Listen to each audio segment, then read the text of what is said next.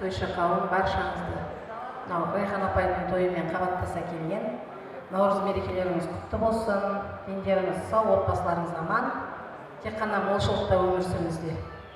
Ал бүгінгі күннің жарық жұлдызы болып тұрған Райхан Молдабаевна, сіздің бүгінгі зейнетке шыққан зейнеткерлік тойыңыз құтты болсын, деніңіз сау болсын, өміріңіз ұзақ болсын. Сізбен бірге жұмыс істегеніме қуанамын, мақтанамын. Сіз өте жаңағы әріптестеріңіз айтқандай ақ көңіл, ақылды, парасатты басшы болдыңыз. Ұжымның басын бірлікте ұстап, сондай керемет жұмыстар болды. Сіз басшы, біз қосшы болдық. Қызықты күндеріміз көп болды. Өмірде жұмыста қиындығы да мол, қуанышы да көп болады ғой, соның бәріне ортақ болды. Сізді біз мақтан тұтамыз. Әрдайым сізге айтар тілегім шексіз. Сіз өмірде не қаласаңыз сол орындалсын деп тілеймін сізге. Тойыңыз тойға болсын, сіздің отбасыңызға тек тойға келейік. Қанша әріптестеріңіз әдемі сөзбен жеткізіп жатыр ғой, бізге сөз қалдырмады директор ханымдар. Сонымен сізге тілегім шексіз, аман болыңыз.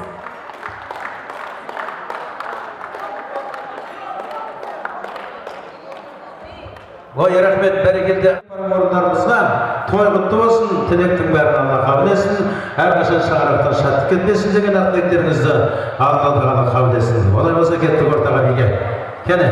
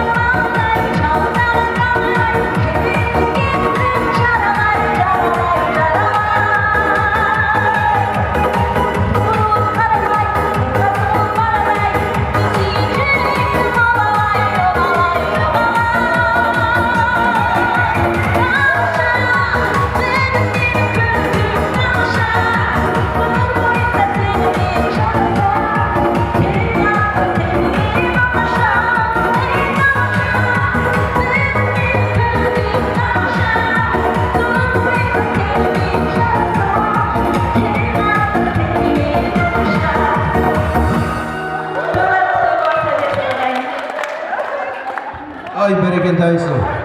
Рәйлі өмінде үлкен адамыздан бірі. Амин. Яулайым болсын, әр қолдасын, еш жамандық болмасын. Наурыз мейрам құтты болсын. Әр үйде, әр шаңырақта береке, құт болсын. Наурыздан наурызға жете берейік. Бүгін біздің Райхан Құдашамыздың зейнетке шыққан мейрам құтты болсын. Денсаулығы зор болсын. Әрқашанда қуанышта, жақсылықта осындай той бола берсін. Әр отбасында той болсын. Еліміз аман, жеріміз тыныш болсын. Әумин. Әумин айтқаныңыз келсін. Thank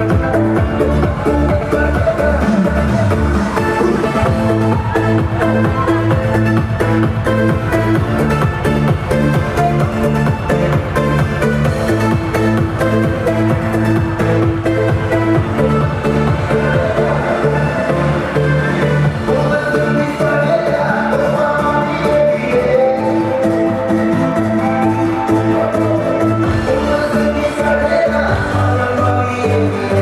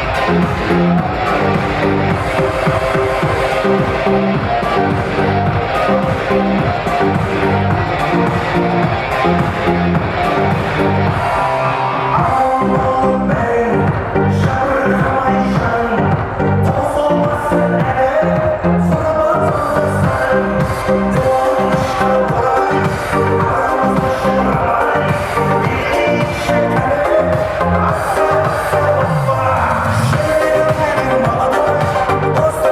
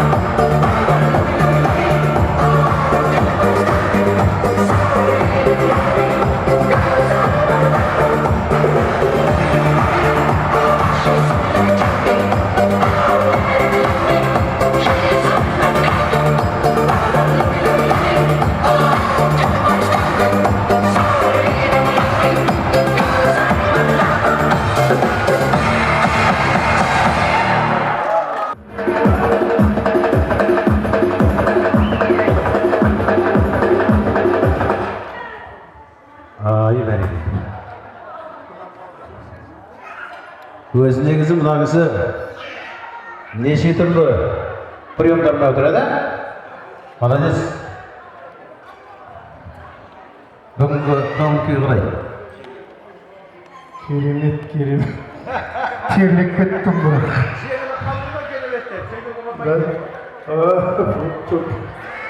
Бағымызға кіреміз. Бәрекелді. Ал, енді мына кісілер тосын сөйлемейді. Ана қызылда тұрған кісілер сөйлемейді. Жазылышын керек екен. Bir өлең оқып жіберсеңіз қалай? Басы қимылдайтын ескерткіші бірінші рет көрдім. Бәрекелді. Ей бәрекелді. Ал енді келесі музыка. Сонымен аяқтаймыз. Кеттік әлеге, Қаражорға аяқтаймыз.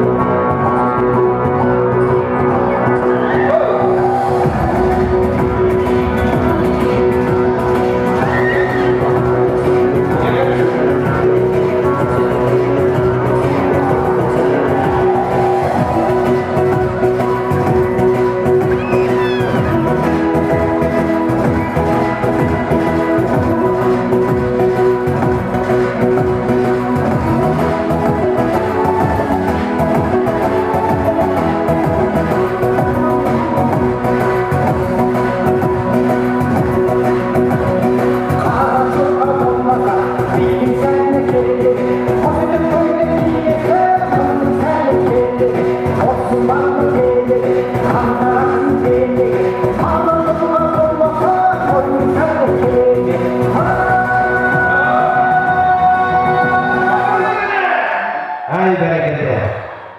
Ay soygunlarını teki kelime. Bu yıl Caz zamanı değil, Erdoğan'ın yerinde. Men, buna, şuncalar yiyen ciddi verim ettim, Grand Prix'de. Birinci oyunda ne? Sizlerge. Birinci oyun ne diyor olsun ya? Birinci oyun sizlerge. Maalesef kalk söylüyorsun dedim. Birinci oyun sizlerge. Birinci oyun. Yedi oyun. Sizlerge, yani sizlerge. Sonra buldu mu?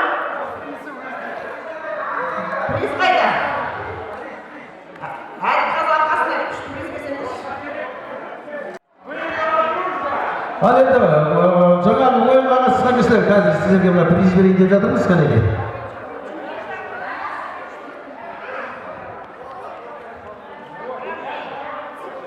Гран-при алды ма? Бірінші орындар алды ма? Бірінші орын келсін бірінші сіздер. Мына кісілер 5 килограмм арықтады. Құтты болсын. Келесі. Сіздерді той бастамастан бір билеген еңбектері көп. Сіздер бостарсыздар ма? Құдаларға күштеп беріңіз. Келесі сіздерге екінші орындарды. Бұл кісі де бастамастан билеп жатыр. Жаныңыздамыз адамыңызды алып келіңіз. Билеген адамыңызды алып келіңіз.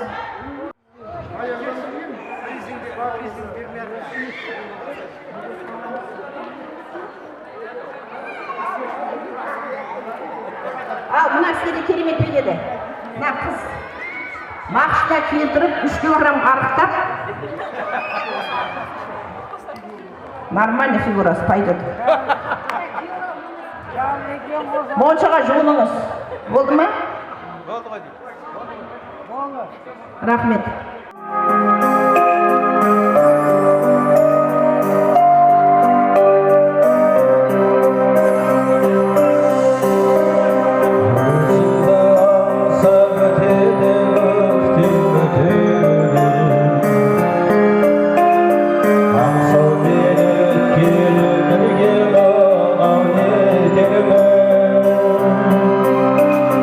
Көрсетіп шәркін іздеген мәңгі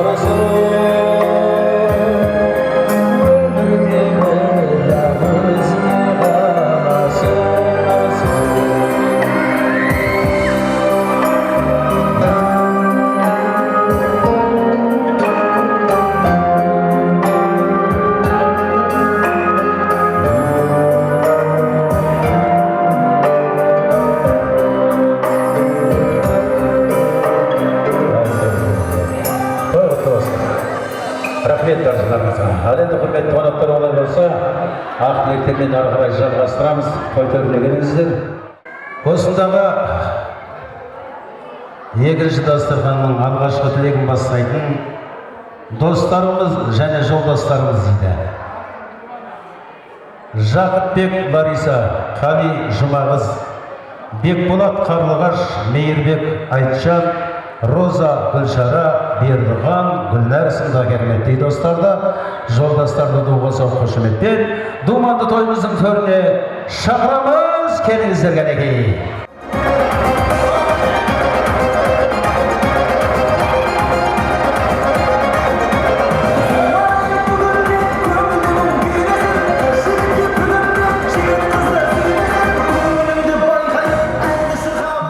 Достар, жолдастар, бүгінгі қуанышы болып тосын, дендеріңіз сау болсын. Әрқашан шаңырақтан шаттық кетпесін. Сіз осы туылған күн жасайсыз дейміз. Бүгінгі зейнетке шыққан күніңіз құтты болсын, дендеріңіз сау болсын.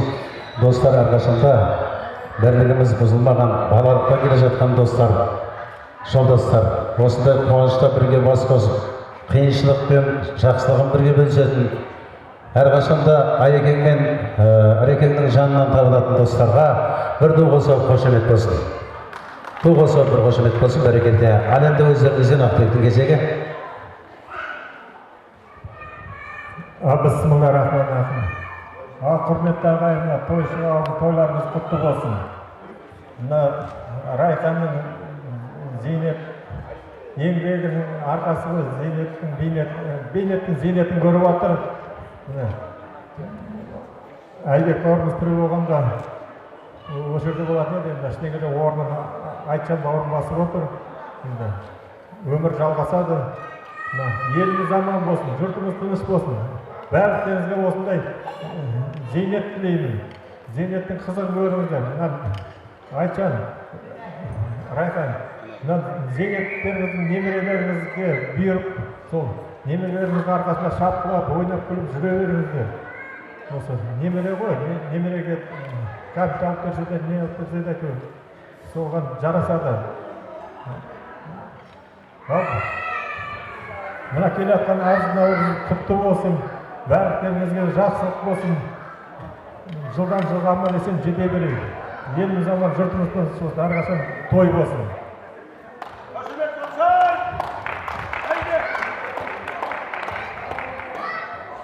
Құрметті достар, мүшелдеп отырған қауым, ассалаумағалейкум деймін. Сіздерге денсаулық, мынау өзіміздің келе жатқан наурыз мейрамы құтты болсын деп айтамын. Мен өзім ойлаймын, енді Райхан сенің мүмкін шығар. Райхан ол бөледі. Жаңағы мына зейнетте шығып отыр. Соған жеткілікті ойладым. Бірақ сонша ақшаға шығады деп ойлаған жоқ.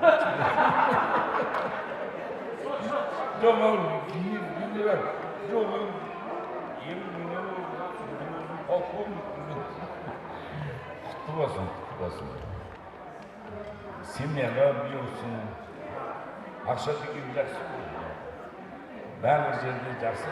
Bu yerде бір еске алып кететін жай, менің досым бар, Айбектің досым бар, бірге өсті. 30 жылдар бірге болды, Райхан бар. Айтжан ренжімесін, Айтжан саған артынан айтамын. Айбек жатқан жер жария болсын. Осы пенсияға шығам деп отырған кезде қатысып өтеді. Өзім енді Құдайдың берген нөмірін сондай болған шығармын. Оған ренжі жағдай жоқ. Ол өмір, арараты өмір сүру керек. Бұл жерде келіп отырған халыққа бәріне рахмет. Райхан сыйлап келіп отырған бәріне жақсылық. Өмірде жаманшылық көрмеңіздер. Наурызымыз құтты болсын. Енді мына Райхан келсе, Райхан Айтжанмен қазір бірге тұру ғой. Енді тойларын қашан жасайтын, қашан жасайтын белгісіз. Тойыны келеміз. Соның айтылмады, қазір аман болайық, халқымыз аман болсын, жұртымыз аман болсын, біздің осы қазағым аман болсын. Мен бұл жерде билеп жүрсін, кім болсын, ана бір жақсы жүрген жігіттер жақсы болсын, солардың өмірін берсін. Жаңағыдай жаңа осы жерде істеп жатқан еңбектері, жаңа билеп жатқандары, соның бәрі көңілге сияды, шын айтамын. Мұны ешкім бүйтіп ойламайды, сен бүйтіп отырсың дейді. А бұл той көргеннен кейін көңілденген болады. Аман болыңыздар. Сіздерге мен айтсам, мен інішегім болып келеді. Мен көз айқын, менің шешемнің бәрі бұлай да жақын. Мен баяғыдан өзім айтайын. Енді мен біздің Райханға жөндеп қара дегеніміз бар. Бидай бол. Ұзынағышқа қарамаймыз қазір. Жапырыстан кетті. Қазір бізде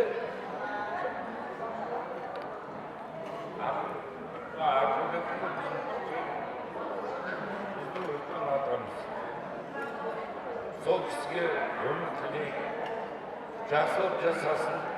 Мынау не өтеді, сол өткенді нормальный өзін ойлағандай жасасын деп ойлаймыз. Оны жаңағы ел дауыс берген жоқ па, оның бәрі елдің арқасы деп ойлаймыз.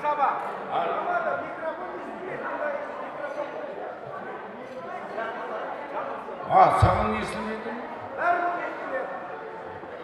Аман бол. Бұл жерде келіп Райханды сыйлап отырғандарыңызға көп рахмет. Маған бір көрсетті ғой. Мен айтып отырмын, айтсам мен бауырым, өзім аман болсын, жөндеп қарасын дейміз. Біз не дейміз басқа? Biz canındamız. Rahmet ağabeyim.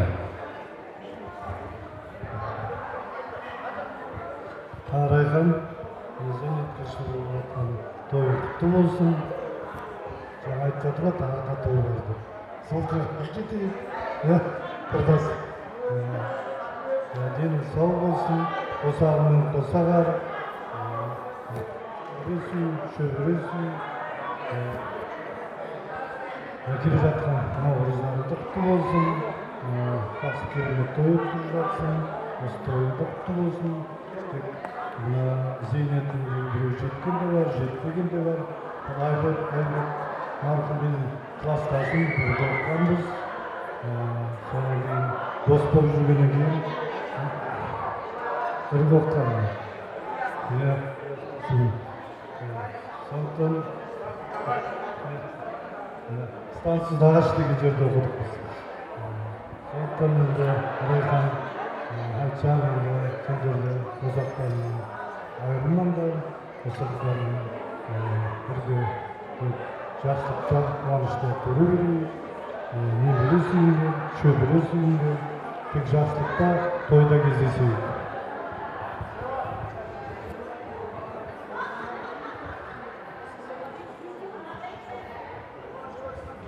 Құрметті қонақтар, жаңа жыл құтты болсын, наурызымыз келе жатқан құтты болсын, алдымызда келе жатқан ораза қабыл болсын.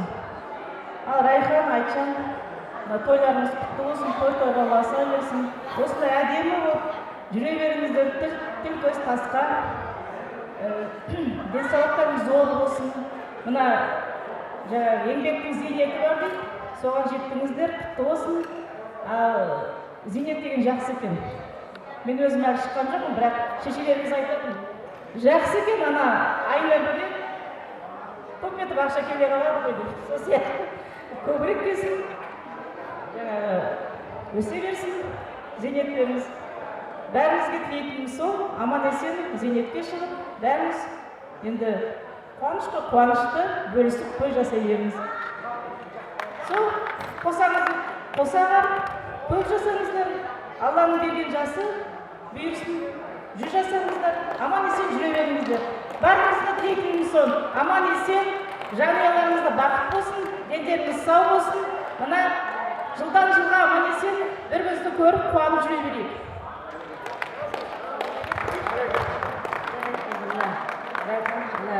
Еңбегін жемісін көр, бейнет емес зейнетін көр. Екеуің енді бір жаста қартайып еді, аман есен бақытты сенер болыңдар. Бәрі барша халыққа ұлыстың ұлы күні құтты болсын, бастарыңызға амандық берсін, еліміз сау болсын, келесі жылда осындай жақсылықта кездесін. Райхан, зейнетке шығып жатсың ғой, тойың құтты болсын, еңбегіңнің жемісін же. Адел естігенде айтқанбыз, ол сенің еңбегің ғой деп қуаныштымыз. Екеулеріңіз бір жастықта қартайыңыздар. Алматыдан сүйіп жатсың ғой, немере. Немерелердің қызығын көр. Аман сау болыңыздар, барлықтеріңізді Наурыз мерекесімен құттықтаймын. Аман есен болайық. Стафетаны маған берin. Рахмет, бәрекелді. Айеге бергеніз, достарымызбен бір суретке түсірейік.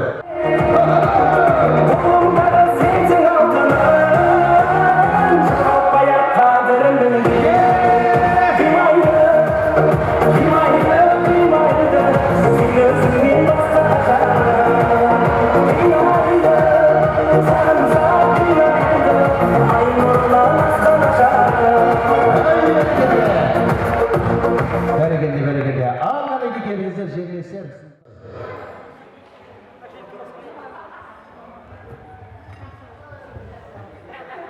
Ассалаумағалейкум, тойшы қауым. Сіздерді келе жатқан Наурыздың мерекесімен құттықтаймын. Ақмол болсын, Наурыздан Наурызға жете білейік. Бәрінің бала-шағаның аман болсын, сау болайық. Ал Райхан келген жасың құтты болсын. Бұрын мектепте жүргенде комсомол ағай дейтін едіңіздер. Мен Райханды комсомолға түскенмін. Комсомол болды мектепте. Сол біраз жыл өтіп кетті. Осы зейнетке шығып, зейнетін бір басын. Осы мектепке үлкен ұстаз болып,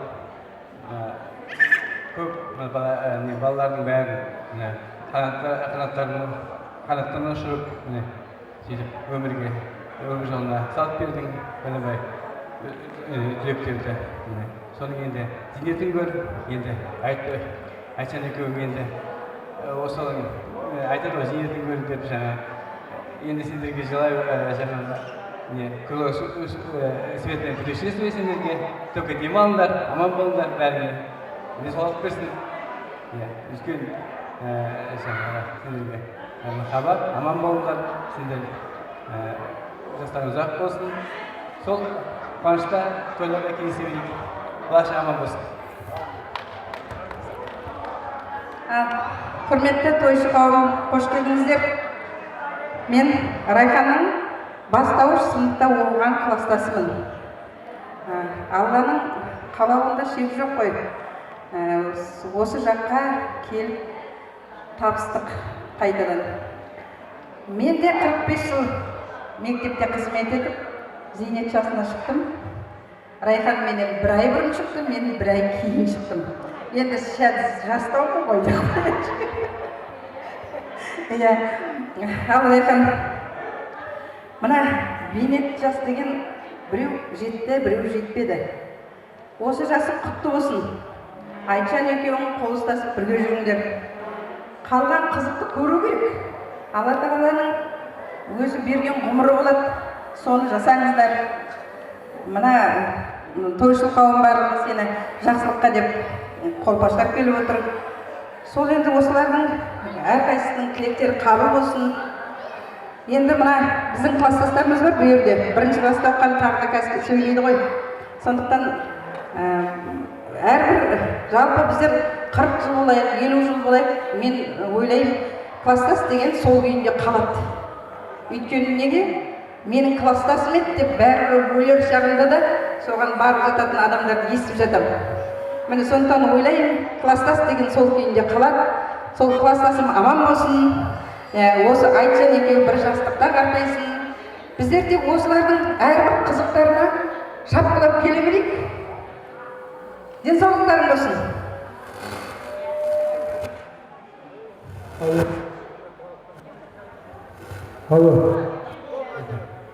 Ал енді тойшы қауым мына мейрам құтты болсын.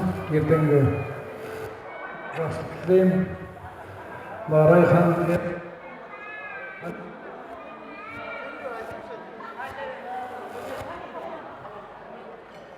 бір-екі рәседі. ал енді мына Райхан бәріміз бірге өскен. Бәріміз бір ауылдың адамымыз. Енді Қасымхан інісі менің класстасым. Біздер анау 80-ші жылдары келдік Алматыға. Содан бірге келатып қайтып. Мен осы тойға арнайы келдім, Райхан ұрысқаннан кейін. Мен өзім біраз жылдар намазға жығылғанмын, көп келе алмаймын, анда-мында ешкім білмейді. Енді Райхан дегеннен ұрысып баладай. Ал енді мынау пенсияға шыққан құтты болсын. Мен пенсияға шықты айта алмаймын. Қимайын екенсің. Пенсияны енді елді арнамыз документ жасалған сияқты осы жақта. Жасалған сияқты. Айтса, қазір неше түрі бар ғой? Пенсияға мен шығуым керек айналайын. Ал енді бәріңе енді келатқанда ораза мейрамға арамыз жетейік. Үйлеріңде той болсын. Мына Наурыз мерекесі құтты болсын ағайын. Аман болайық, арамыз сиренесін, жақсылықта Алла тағала, дастарханымыз тоқ, кеңге жайылсын. Мына бәріміздің бүгін айтып отқан тілектеріне қосыламын. Райханды өзім сыйлаймын. Гүлбаршын да бар, бәріміз бір жақтамыз ғой, Орал облысы Қаратөбе районынанбыз бәріміз. Мына оралдарға тосып бермесең ренжиді дегеннен бәріміз шығып жатқанымыз осы. Ал енді қуаныштарына ортақпын Райхан. Мына енді пенсияң құтты болсын. Әдделіне тағы жуамыз ғой. Райхан, енді барлық жақсылық айтып жатыр. Аллам құлағына шалғызсын. Алдыңнан қарағанда пенсионерка, артыңнан қарағанда пионерка бол. Айдай жарқырап, күндей күліп, ортамызда әрқашанда тек осындай бүгінгідей жарқырап жүре беріп, бақытқа бөлене беріп, Алланың нәсіп қылған жасын жасай беріп, біз сенің әрбір қуанышыңа, әрбір жақсы қадамыңа қуанып, сені қошеметтеп, қасыңда жүре берейік. Алла амандығын берсін.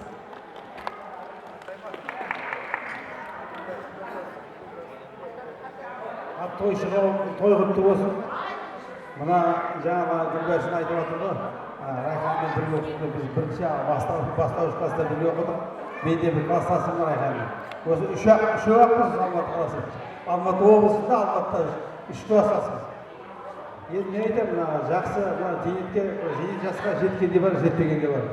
Осы зейнет жасқа мен өзім жетсем, мен де айтамын, той жасаймын. Шыны керек қой енді. Бақытты болыңдар, жақсы жаңа айтып отыр ғой, жолдастардың бәрі бейнеттік зейнетін көріп жатыр. Енді Айтжан екеуің бірге қартайып, жақсы өмір сүріп, дастархандардың осындай всегда жақсылыққа жайылсын, жақсы той бола берсін, бала-шағалар қызықтарын көрген. Келе жатқан тағы айтып кетеді, Наурыз мейрамы құтты болсын, ораза болайын деп жатыр бәрі. Аман болайық. Мына отбасыларыңызға береке болсын, бәрімізге отырған тойшы қауым. Аман болайық, осылай сізбіздің жарасып, бір-біріміздің тойымызға барып, бүгіндеп, ән айтып, бір-біріміз сыйлап жүре берейік. Сол Гүлбаршын айтты ғой, класстасты біз дейтін болсақ, класстасқанда басқа кім іздейміз, бізді ешкім іздемейді басқа.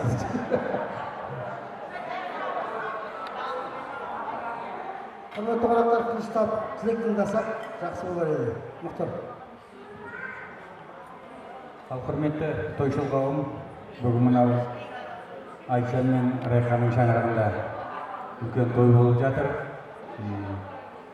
Мен де Райханның ауылда шерлесімін, бір мектепте оқыдық. Бір класс жоғары оқыды Райхан. Райхан енді мынау зейнет жасын құтты болсын. Денсаулығың құтты болсын, шаңырақтың тек қана той болып, балаларыңыздың қызығын көріп, Айтжан екеуің жүре беріңіздер. Ақжаулықта ана, ақсақалда ата болып, тек қана солардың ортасында тілекші болып отыра беріңіздер. Мына ертеңге келіп жатқан наурызымыз құтты болсын, ар жағынан оразамыз бар, бәрі де құтты болсын деймін. Той қаласын. Құрметті халайық, ардақты ағайын, бүгін Райханның зейнетке шығу тойына келіп жатсыздар, бәріңізге қош келдіңіздер. Тамақ жол жасайды ғой. Біздер мынау Райханның ауылдасы боламыз. Батыс Қазақстан облысы, Қаратөбе, Қоскөл, Аққайсай деген ауылдан келген қонақтармыз. Райхан, айтжан, той боласын, тойлары құтты болсын. Мынау біздер Қаратөбенің қарлығаштарымыз, Қоскөлден шыққан. Мынау көз көргендер деген бар. Райханның папасы, Молдабай деген ағай, мамасы, біздер ауылдамыз, бір ауылдамыз. Кішкентай кезімізден бірге өстік. Мен сонау 87 жылы Қаскелеңнен Бразилияға көшіп оқып жүргенде Молдабай ағаймен случайно кездесіп қалдым автобусда. Ол кісі де танып, мені де таныдым, ассалаумағалейкум аға дегенде, амансың ба балам, қай жақтың баласың? Мен Қоскөл Қаратөбесінен деп таныттым, шығарып тұрмын дейді да. Сонда ол кісі үлкен кісі, мен студент баламын, 20-дан асқан, армиядан келген. Соны айтайын дегенім, есті құлақ болса айтайын дегенім қазақтар. Мына көз көргеніміз бақытжан жүр, үйге жүр, шай ішіп, қарақалпақпен шай ішіп, одан апамыз сабаққа барамын, кешігіп баратыр. Ой, сабағыңды қой, жүр деп ертіп бар. Сол кезде осы ағайлар Қаскелеңде қаласында тұрады. Сол апайдан қолынан шай ішті. Ағай, көз көргенде Асылхан бар, Райхан бар, Қасымхан бар. Олар ауылдан ерте көшіп кетті, келгендерін танымаймын. Ауыл ыстық, ел ыстық, бәрі ыстық қой бізге. Біздер далада жүрсек те, қай жақта жүрсек те, туған ауылдың, туған жердің топырағын сағынамыз мысалы. Шетелде жүрген жоқ, біз Алматыда жүрміз, оңтүстік Астанада. Дегенмен де тұрғанымыз. Қайсының Астанадан, қайсының Найман Өскеменнен, қайсының Зайсаннан деген сияқты әңгіме. Қазақстанның түкпір-түкпірінен келіп отырған қазақтар, бұл қазақтың жері, қай жағынан кетсе. Бұл Қазақстанда қазір күн жоқ бәрі. Мынау келе жатқан мынау ұлыстың ұлы күні, әз наурыз құтты болсын қазағым. Ақ мол болсын, ұлысуан болсын, төрттен ақ болсын, қайда жүрсеңдер жолдарың болсын. Одан кейінгі бәріміз мұсылманбыз деп есептейміз, бәріміз. Мұсылманбыз ғой енді. Дін исламның дінін қабылдаған мұсылманға қазақпыз. Ораза айтымыз келе жатыр, бір айлық. Айтымыз, ораза айтымыз қабыл болсын, біргістей атсалысып өткізейік. Мынау қазақтарға айтарым, жасымыз 60-тан асты. Оқағал айтым, солайда солай қарағым, 30-дан асып барамыз. 60-тан асып барамыз. Мына Райханға 60 бермеймін ка, пенсияға шығады. Осы Райханның жолы бізге емесін.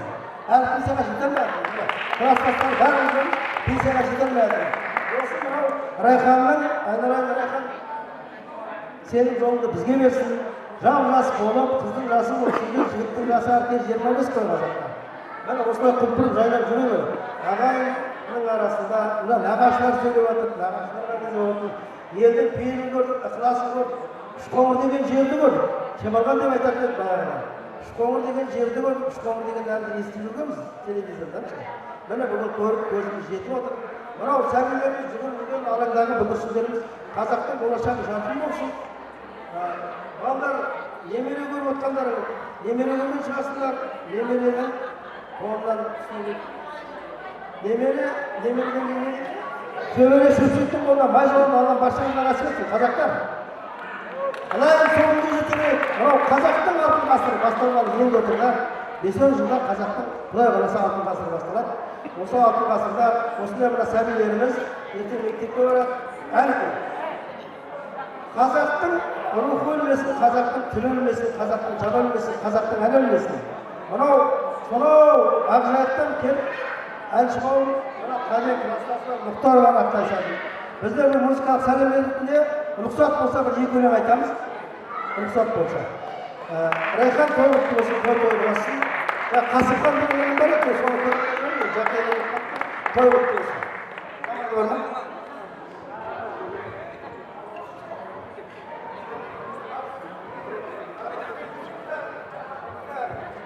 Орамал тобырға жұмбатын ұмытып кетпіз я. Шығарған әні. Қабыл сөзім айтып шығамын, қосасыңдар ма? Ал сөзім бітпесе де жеке айтып шығайын онда. Рұқсат болса.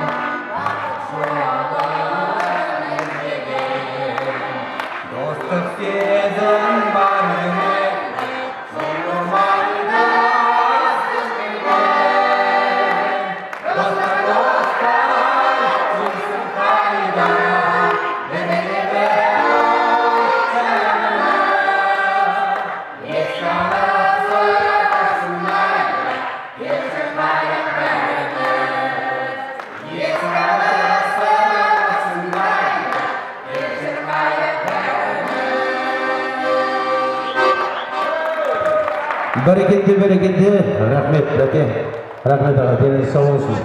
Әрқашан орталық топта осындай баянменен әндетіп жүре беріңіздер. Ал қареке, суретке түсесіңдер. Кім бар? Фотограф қайда?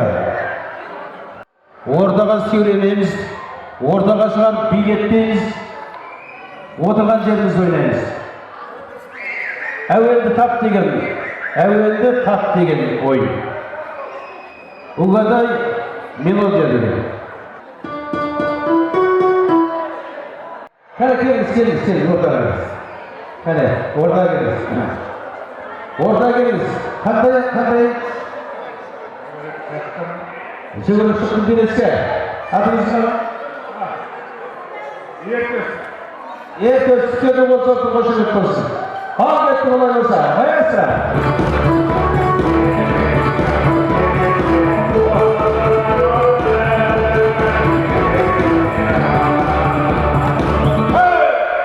Бәрекелді! Қызы призіміз қайда? Ерекеге. Ал көріңіздер кәреке. Приз!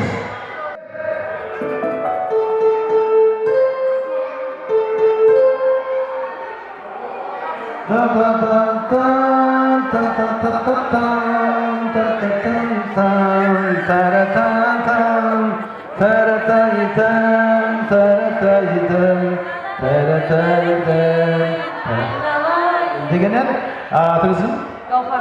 Гауһарға да болса бір қошемет болсын. Кетті болай болса.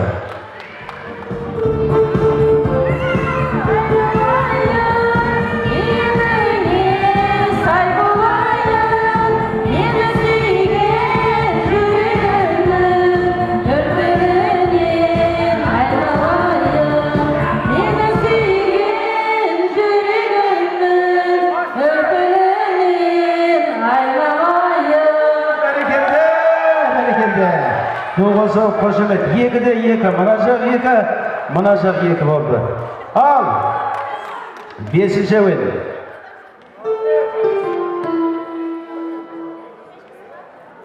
Келші, қандай?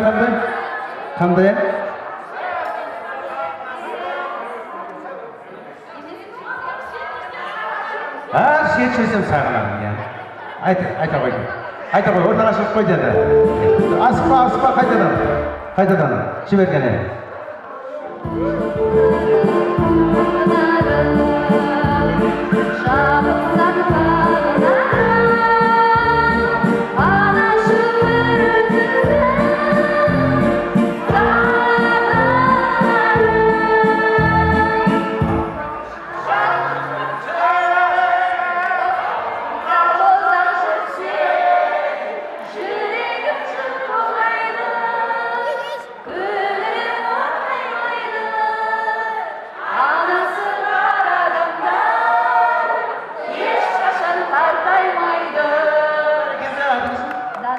Данаға да болса қошемет, бәрекелде Дана. Рахмет, бәрекелде. Мына жағы 3, мына жағы 2 болып тұр қазір. Солға көл.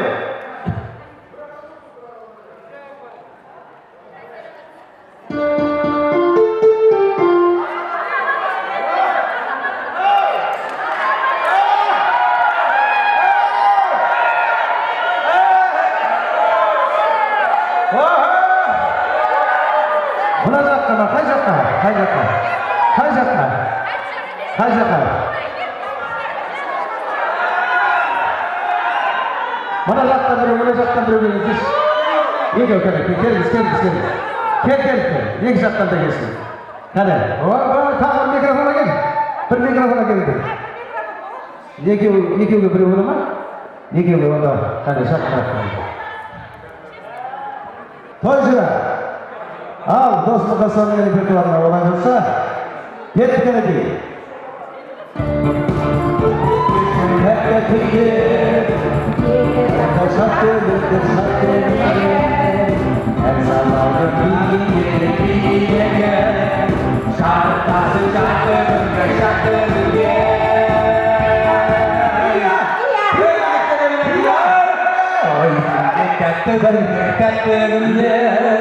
Жақсы байлар шаттөліңдер Әл салайық бейгілейік Шаттасы жаттығыңдер Бәрекелде, призіңіз қайда? Бәрекелде, рахмет сіздерге. Тоғыз бір қошемет болсын. Бәрекелде, тойларыңыз дайсыз елдеріңізге Алла сауап берсін. Енді Аталастан атозғанша ауылдастың таяусын дейді қазақ. Олай болса бүгінгі тойға келген осындағы көршілеріміз бар екен. Темірғали Бағдат, Қанат Бейбігін, Рүстем Құралай, Ғани Қорлан, Қали Томаны доғылсын қошеметтен, думанды тойымыздың төрде шақырамыз бар екен. Келіңіздер.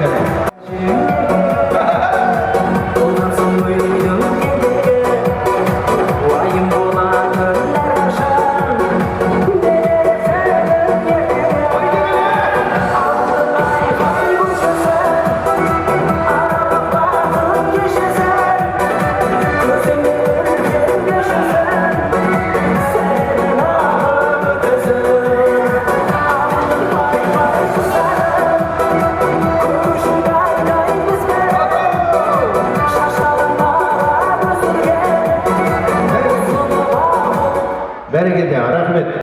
Аталастан ауылдас дейді. Әрқашан дендеріңізге Алла саулық берсін. Отбасыларыңызға ырзық несібенен береке берсін. Бүгінгі қуаныш көрші болсын деп, бүгінгі қуаныш құтты болсын. Ал енді көршілер ақылетті кезеңіздеріңізде. Сәлеметсіздер ме? Келген қонақтар, ұлыс күні құтты болсын. Сіздерге бақ дәулет тілеймін, бақытты болыңыздар. Райхан тәте, сізді жаңа бүгінгі мынау пенсияға шыққан тойыңызбен құттықтаймын. Аға екеуіңіз бақытты болыңыздар, дендеріңіз сау болсын, аман болыңыздар. Сіздердің мына жаңағы шыққан пенсияңыздың қыдыры, қалай айтады, әр күндеріңіз мәнді, сәнді болсын. Соны тілеймін. Ал Деңгешке, пенсияға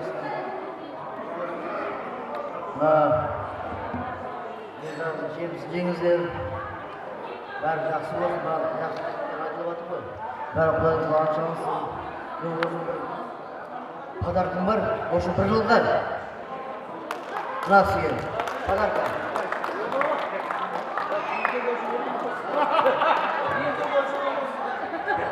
Бәрекелді, рахмет.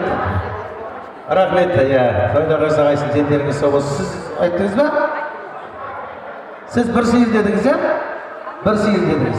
Мынағысы бір жыл деді. Тойды арман не болып тұрмын? Рахмет көңілдеріңізге. Әлетадар болса, мына жерде шалқар балдарыңыз керемет бір әнмен келіп тұр. Сіздердің аттарыңыздан керемет ән болсын. Сурет көтсек шыққанеге жақын рахмет. Ал Райхан тәте, тойыңызға құтты болсын.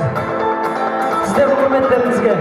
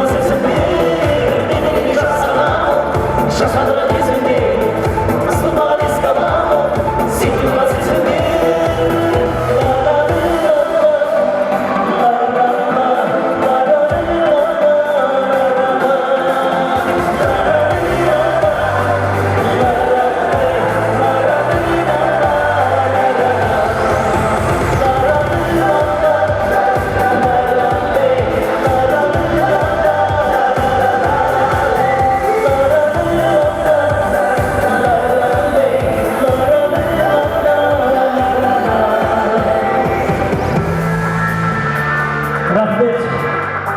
Ақшағарда жүректің ақтығынан жүректерге жүрейік бағдарған тойдың соңы және де тойғыласып, жаратқан айырмасы шаттығынан Райхан деде тойыңыз тойғыласа берсін, бақыт болыңыз. Рахмет.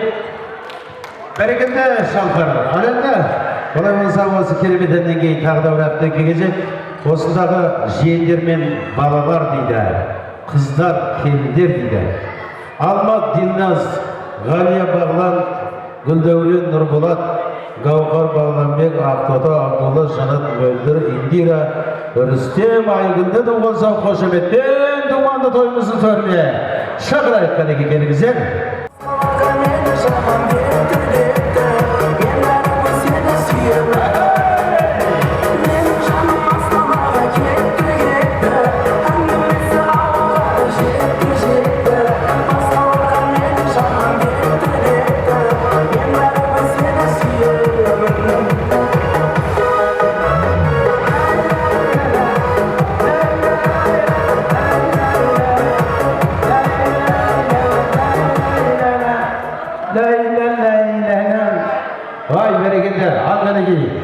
Балалар осындағы жиендер ақылетті кезек өздеріңізде.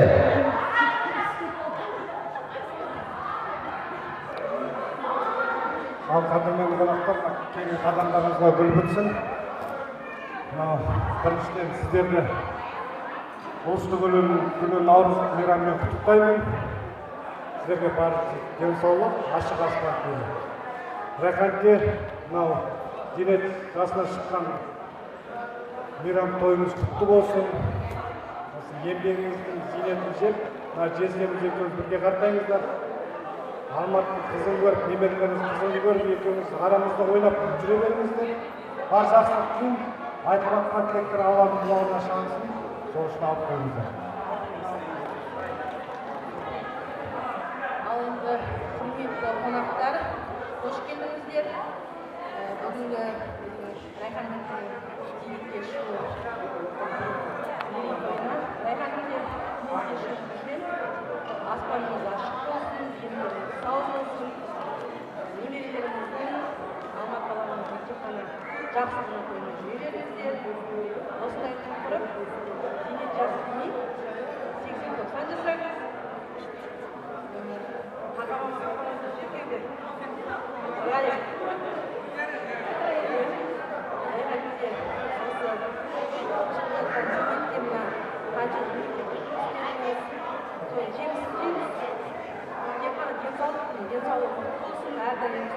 Тек қана жақсылыққа жиналайық. Әзін ауыз мейрамымыз құтты болсын, дендеріңіз сау болсын, ақ мол болсын. Осындай той көп болсын барлықтарыңызда.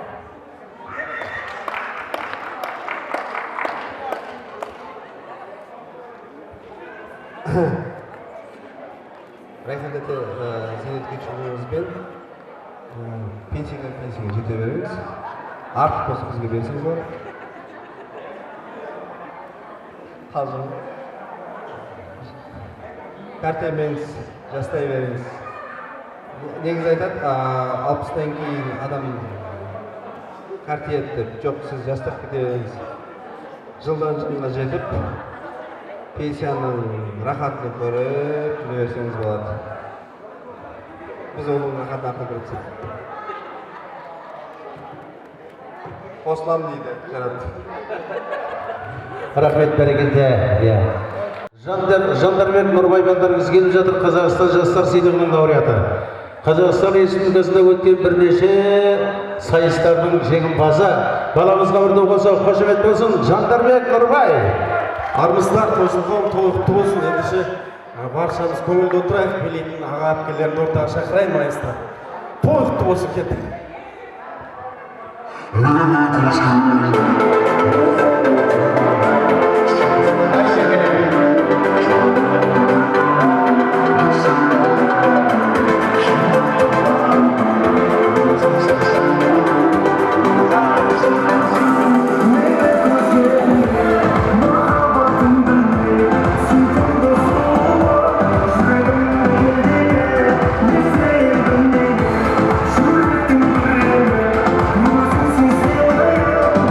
Yeah.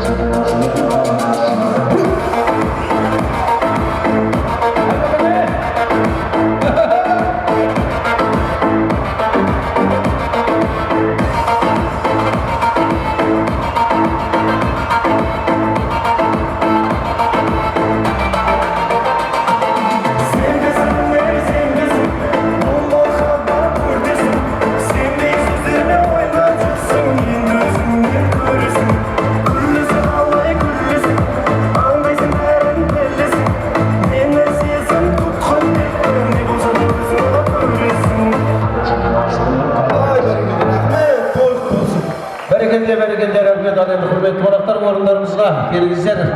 Сіздерге деген жүрек шарты лебізін тыңдап, содан кейін ары қарай тойымызды жалғастырамыз. Солай болса, Айеке, келіңіздер. Бүгінгі той құтты болсын, сендеріңізге Алла саулық берсін. Жүйрік аттың қызығы шомылып терген ұққанша, тәтті тамақ қызығы қарынға барып баққанша, мергендіктің қызығы көздеген аңын жыққанша, ол мен қыздың қызығы кеудеңнен жаның шыққанша дейді. Сол бүгінгі зейнетке шығып жатқан Реке, ендеріңізге Алла Айеке саулық берсін, отбасыларыңызға бақ береке берсін.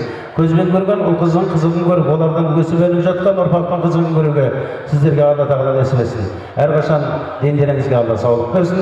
Бүгінгі мереке құтты болсын. Рекеңнің бүгінгі арнайы мерекесі құтты болсын деп келген халықтың тілегінің бәрі қабыл болсын. Отбасыларыңыз аман, дендеріңіз сау болсын. Келген дүйім қауымға бір ауыз сөз өздеріңіздің әрекет.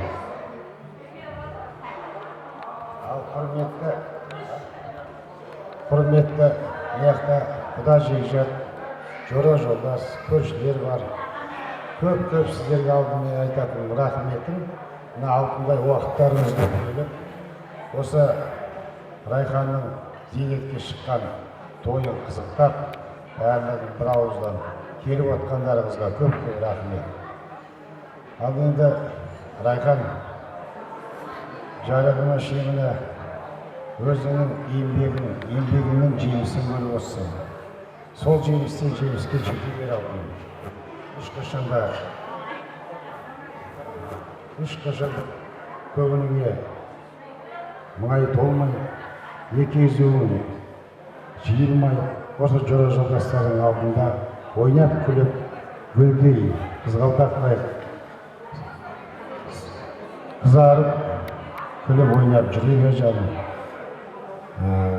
Алла тағала берген ұлдарымыз бен немерелеріміз аман болсын, солардың қызығын көр.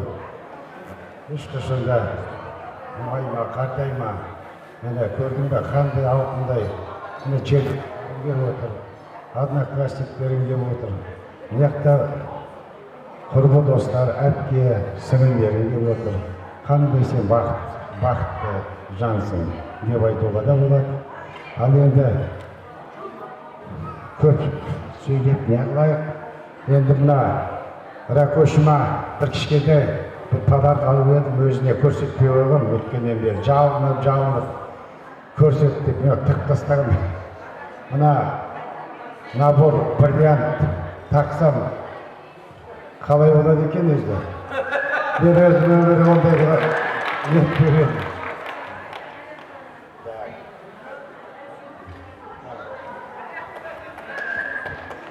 Міне, бриллиант, набор. Туған соң қошемет болсын. Рекеге деген құрмет. Ой, бәрекелді. Ал қане? Құтты болсын Реке. Міне жүзік, бриллиант жүзік салып жатыр. Ал қошемет деп қояқ қалайық. Бәрекелді осындай қуаныштың көп болсын, бәрекелді. Рахмет Айеке. Рахмет бәрекелді. Сырғасы да бар екен ішінде. Сырғасы бар екен. Бәрекелді. Ал Реке. Реке құтты болсын. Бір ауыз өзіңізді керек. Ал енді құрметті бүгінгі менің осындай кешіме келіп отырған қонақтар, құда жекжат, туыс, бауыр, әріптестерім, жерлестерім, достарым, жолдастарым, мына жақта інілерім, сіңілерім, барлықтарыңызға алғысым шексіз. Мен мінекей зейнеткерлік жасқа жеткенім, өзімде таңғалып, осы күнге қашан жеткен де бар, жетпеген де бар ғой. Міне 40 жыл еңбек етіп, осы зейнеткерлікке шығып отырмын. Осы жерде жаңа өзімнің басшылық қызметінде жүрген әріптестеріме ризамын. Бағана келіп кеткен кәсіподақтың бастығы Сарат Өзорнаға да қатты риза болдым. Осындай менің кешіме атсалысып келгендеріңізге үлкен рахмет. Одан кейін өзімнің ұжымыма мыңда бір алғыс. Міне барлықтары келіп отыр. Шақырсаң енді ұжымның бәрі келгісі келеді. Бірақ енді өзімнің осындай шақырған адамдарым осылар болды. Әлі талай той алда ғой деген ой болды. Барлықтарыңызға жақсылық тілеймін. мына наурыз мерекесі қарсаңында осындай тойдың болып жатқаны, ұлыстың ұлы күні қарсаңында үйлеріңізге құт береке ырыс әкелсін. Барлықтарыңыз отбасыларыңызға тек жақсылық болсын, қуанышты күндер көп болып, дастарханымыз жақсылыққа жайылсын. Мына асабаға да үлкен рахметімді айтам. Айтпай деген асаба, өздеріңіз білетін шығарсыздар, көп жерлерде асаба қызметін атқарып жүр. Жаңа Шалқар деген баламыз келіп кетті, оған да үлкен рахметімді айтам. Мына осы бүгінгі сіздерге дәмді тамақ дайындап, осы мейрамхананың басшысы Әлия ханымға үлкен алғысым шексіз. Бәріңізге амандық тілеймін, осындай тойлар көп бола берсін. Мен сөйлеп екен деп кетіп қалмаңыздар. Қазір мінекей тамада тағы да қарай айтады ғой. Сондықтан барлықтарыңызға алғысым шексіз. Рахмет көп. Ал енді мына жерде рахметімді айтатын жаңағыдан көршім Темірғали деген бар. Орнынан тұрып қойшы. Міне Райханның туған күніне 1 жыл сыйлап отыр. Мына жақта Райханның бұрыннан менің алдында араласқан өзінің жекжаты бар. Нуриман аға деген, Қалия деді деген. Орнынан тұрып қойыңыздаршы. Міне астықтарындағы елге бергісіз жаңағы жүйрек ат тұлпарын сыйлап жатыр. Toyota Corolla деген. Оны есіктің алдына міне көрсенгенде ол есіктің алдына айдап өтіп қойды. Сіздерге көп рахмет. Соны айта кетейік, мына өзімнің құрдасым, өзімнің фабричныйдағы көршім, мына Айтбай деген бауырыма көп рахмет. Өткенде ана тамадан аламыз, мына тамадан аламыз дегенде мен айтқам, Райхан, екеуміз баяғыдан көп жылдан тойды бірге өстік, бірге жүрдік. Өзім акиматта жүргенде талай тойымызды атқарып берген. Мен Айтбай далам дедім жаңа. Соны мен жарайды өзім білді. Айтекен екеуміз мініп, мына есікке екеуміз көршін, жағын көршін. Соны мына Айтбайға көп рахмет. Қанзира деген келіншегі бар, оған да рахмет. Мына жалғыз ұлы бар, музыкант Ансар деген. Ол балама да рахмет. Айтбай, денсаулығың зор болсын. Үй ішінде той болсын осындай. Ансарымыздың басы екеу болсын, үлкен азамат болсын. Ал мені айтқан тілектерді қабыл сіздердің де отбасыларыңыздан берекелі күндер өтпесін, әрқашан жақсы күндер көп болсын. Ал енді бүгінгі тойда достарым келіп отыр, құдаларым келіп отыр, нағашыларым келіп отыр, туысқандар келіп отыр, әріптестер келіп отыр, ауылдастар келіп отыр деп Әрекеңнің жүрегі қобалжып тұр, ол сіздерге бір ән айтпасам болмайды дейді. Олай болса, Әрекеңнің орындауында бір ән болсын Әреке. Достарым келіп жатыр, осы достарыма арнап, достарым әнді жаңа сұрап еді, соны сіздерге орындап берейін, қалаңыздар.